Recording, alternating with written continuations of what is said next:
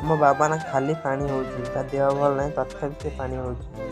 ଗୋଟେ ନଟ ଆମ ବାଡ଼ି ଭିତରେ ବସେଇ ସାରିଲା ପରେ ଆଉ ଗୋଟେ ନଟାକୁ ନେଇ ପଳେଇ ଯାଇଥିଲି ରାସ୍ତା ଉପରକୁ।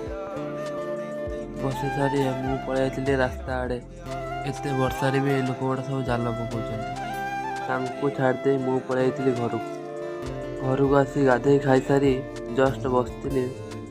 ବାବା କହିଲା ଯେ ଚାଲ ଯିବା ନଟକା ଦେଖିବା ମାଛ ପଡ଼ିଥିବେ।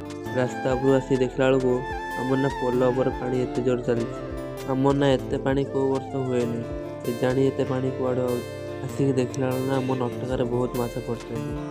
ତାକୁ ଜଲ୍ଦି ଆଣିକି ମାଆକୁ ଦେଇଦେଲି। ମା ନା ମାଛକୁ ବାଛିବାକୁ ଲାଗିଲା। ମୁଁ ପଳେଇ ଯାଇଥିଲି ବଜାର ପଟକୁ। ବଜାରରେ ନାଳ ସଫା ହେଉଥିଲା।